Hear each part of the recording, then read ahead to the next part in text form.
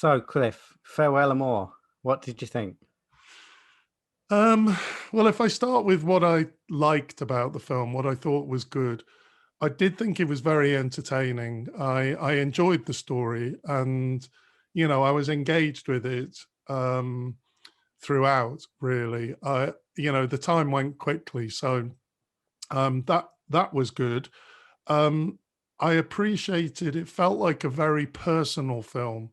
It felt really authentic. It felt like the director was had some experiences along these lines herself, and so I enjoyed how personal it felt and kind of intimate. I thought the acting was superb. Really, the two main characters I thought were fantastic. Well, there were three main characters, really, weren't there? But the mother and the father, particularly, I thought were excellent. I think the daughter's part was a bit harder to make work, but I'll come on to that in a minute. I really liked the intimacy of the film, the fact a lot of it was shot in a very tight space. And there were a couple of shots that I really liked where it was at one end of the flat, kind of looking down what the corridor, you would say. It was a very narrow frame with with layers of people. Like the daughter was at the back, and it just was very visually engaging. That I did get quite excited about how she used that space, because obviously it was a very confined space, but there was a bit of length which a couple of times she used really in an interesting way. um, I appreciated how we got to know quite a lot about the characters from very simple things, like, for example, when when he was in the car and he was going into the bar where the dancing was. We just had a brief shot of his shoes, and then he put this hat on. And I think those shoes and that hat told us a lot about the life he'd been living. I really, really liked that simplicity. And also for her, how, we learned a lot by the way she came alive in the church. I thought, that she seemed very kind of subdued. Um, and then in the church with the singing, the way she just came alive, I think, so I felt like these things, actually told us quite a lot about the way that these two people had coped with, something that was obviously very traumatic and very difficult. I liked the device of the three sections of the film.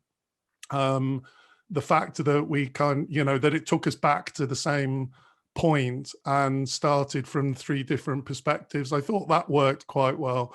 It's not completely original, but I thought for the purpose of this film, it was interesting to see it through the three perspectives and kind of piece together the story. And the other thing that I liked, which I don't really know what it means as such, but I thought it was interesting how you can have a film in New York where New York City was almost absent from the film. Because New York City is such a powerful presence when a film is shot in New York, that actually to have a film in New York City without it really being in the story, I thought was, really, it made me think. And, maybe it was related to what the experience of an immigrant living in New York is New York City is like, that it's not, it's not the typical image of what we would see in, say, Friends or something like that. Um, I kind of had a question as soon as we knew that they'd been apart for 17 years. That seemed like such a long time, and so I had that question in my head throughout, and I think that was, an interesting way to set up the film. I started thinking, okay, it's going to gradually be revealed to me why why they didn't see each other for 17 years. You know, I did wonder why he didn't go back, you know, why he didn't go back at any point if it wasn't for them, possible for them to come and join him.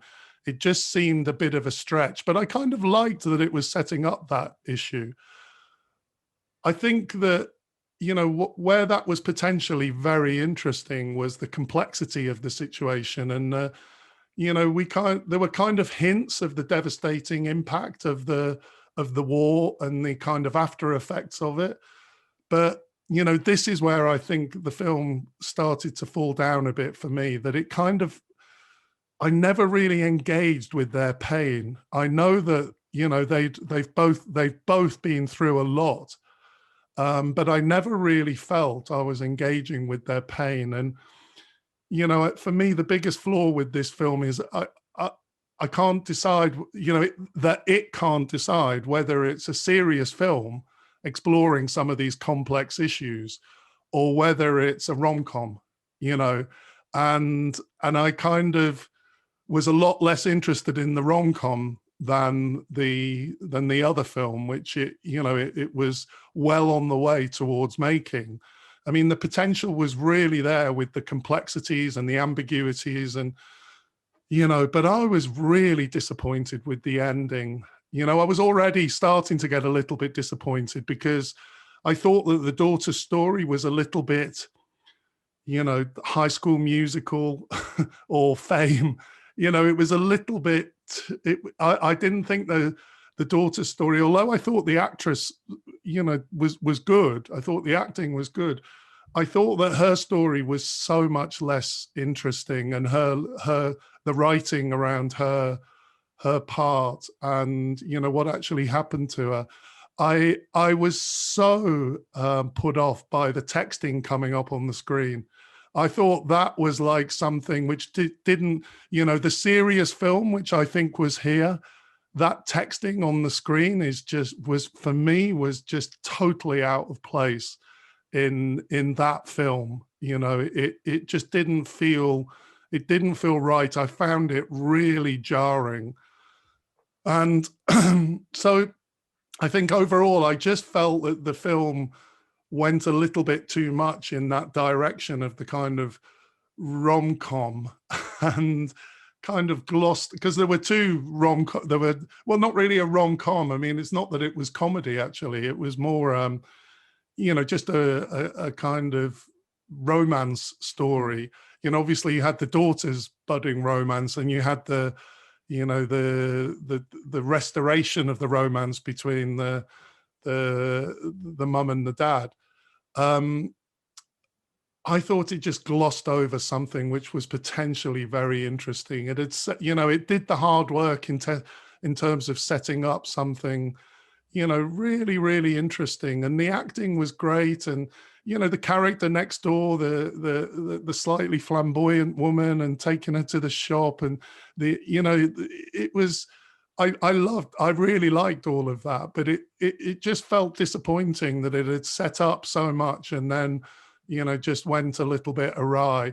I mean, overall, I'd say I felt positive about the film, that, you know, for a debut film, I think it's, you know, impressive. And I think that she does get to share what feels like a personal experience. And so, you know, and I think also there was, in a white dominated Hollywood, there was very little kind of whiteness in this film. And I really thought, you know, I really enjoyed that. I thought that was refreshing. And so, you know, I think it's great that, you know, filmmakers get the opportunity to make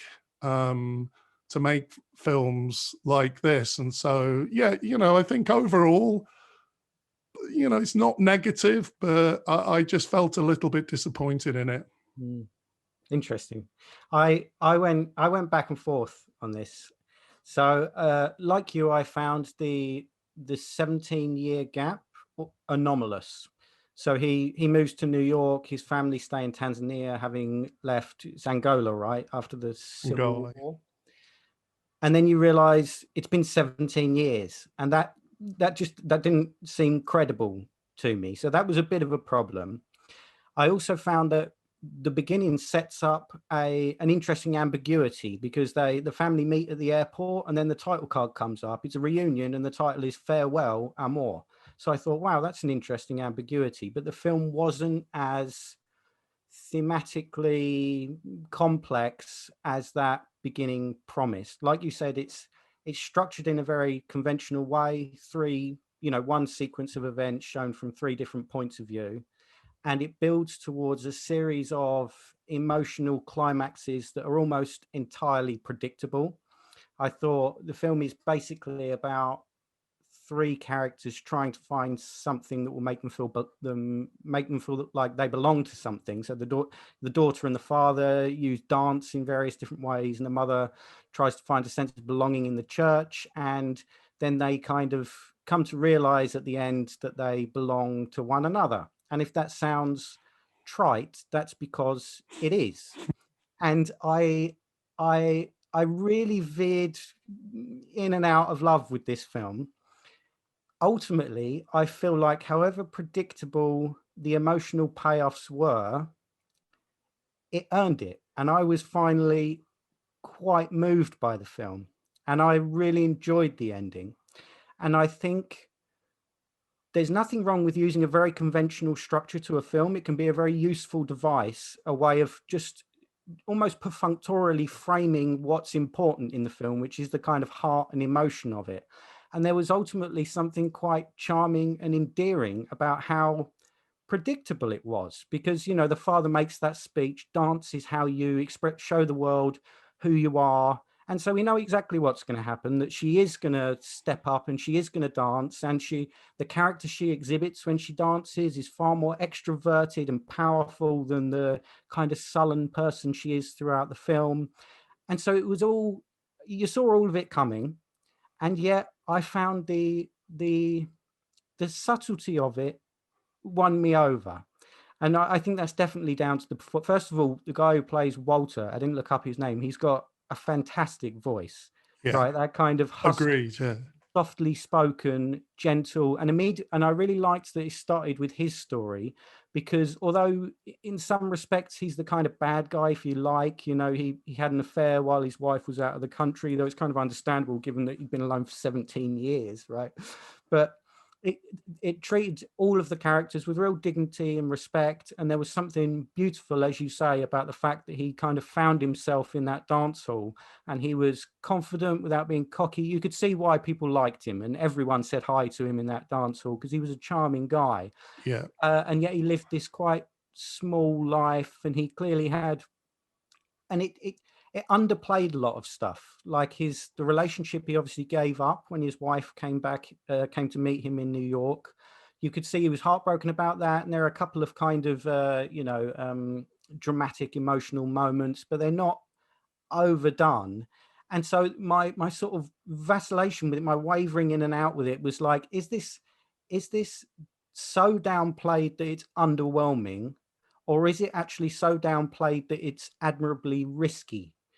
And I'm not entirely convinced one way or the other, but I think it's interesting nonetheless. And it's like this subtext with the war, as you say, they clearly went through something really traumatic, and it's a long time ago in terms of their 17 years, a lifetime ago for their daughter, and yet it's kind of all they talk about. But at the same time, you don't really get any details. They reveal a little bit when they're having dinner together, their first sort of tender, intimate sequence between them, but not a lot. And I started to really respect how underpowered it was, that it would have been so easy to use that kind of experience to really inject some drama, some emotional, oomph to the film. And yet it kept it fairly low key and downbeat.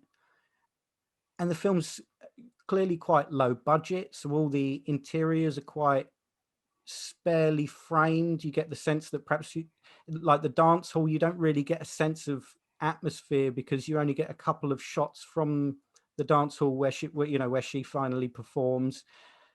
But I think ultimately it seemed to be making use of what seemed like limited resources without drawing too much attention to the fact that it was sort of in keeping with the atmosphere of the film.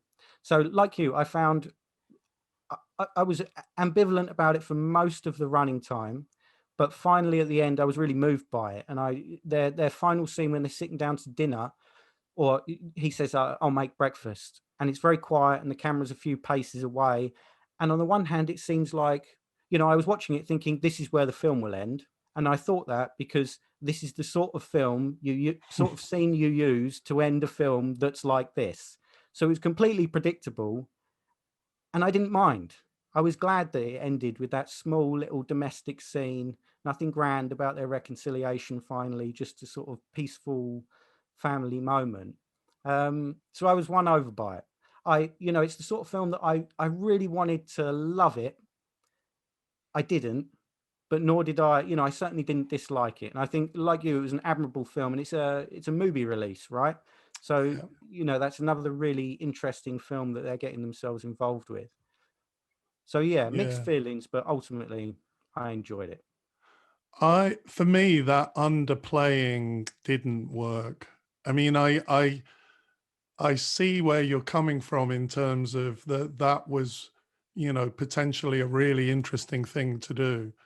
But, this guy had been in it. Clearly, this other relationship wasn't just a fling, and it's like it just seemed to end a little bit too quickly and easily. I'm not sure that we really got the ambiguity, the difficulty of that. I mean, obviously we saw him um upset and struggling with it a little bit, but I I'm not sure it would be that clear, because potentially he's been with that woman longer than he was with his wife, potentially.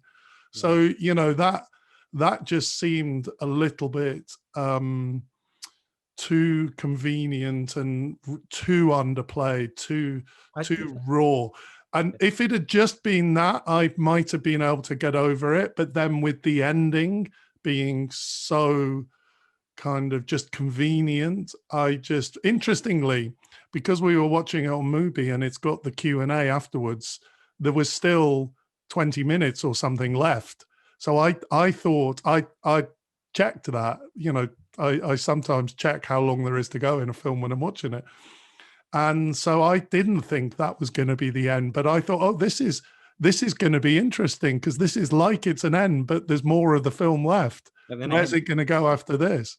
And so I think, that's not the film's fault that, I looked at how long was left. And but that aside, I do think the ending was just too, 1 minute the mother's forcing the daughter to never dance and come straight home, and the next thing the daughter stayed out all night at a dance thing, come home, and the mum's undergone this massive transformation that in one night she's kind of, they're all very happy sitting around having breakfast. I just was totally unconvinced by that.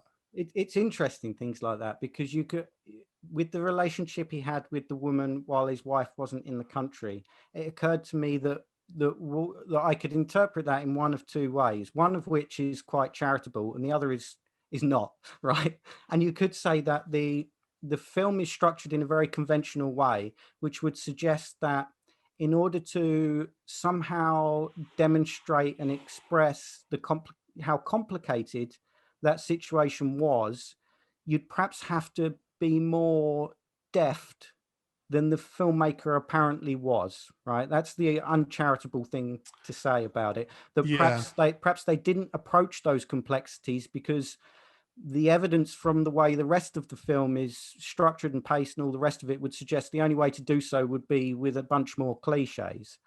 The more generous thing to say is that it's an intentionally ambiguous kind of absence within the film that is supposed to kind of contribute to this general air of understatement and all the rest of it. And I want to think it's the latter is more accurate, but I'm not sure. And now that you say just just how pat that resolution at the end is, there's no escaping the fact that all of the film is that pat. You know, it's like immediately you know that the father gets a real sense of like self-esteem and enjoyment from dancing, and then he finds out, oh, his daughter likes to dance as well. I wonder if she too will be able to finally express how she really feels through dancing. Yes, she can. You know, there's no getting away from the fact that it is contrived, formulaic, and quite conventional. I guess this is more about my own personal preoccupations. Like, I'm really fascinated by the idea of using very conventional structures and not trying to subvert or undermine them or do anything clever, just to make use of them in a very straightforward way. Like, yes, this is the story I'm telling. Yes, this is how families behave. But I think I'm coming at that from a more, perhaps a more philosophical point of view than the film is. Perhaps the film is Yeah. just a conventional piece of work, and it, you know, elevated beyond insignificance by some nice performances, an affectionate filmmaking style, and, you know, a confident and accomplished piece of work that is nonetheless kind of unremarkable in many ways. Yeah. So what are we watching next week? Next week is a movie called Song Without a Name. It's a Peruvian movie directed by Melina Leon from 2019. Great. Look forward to it.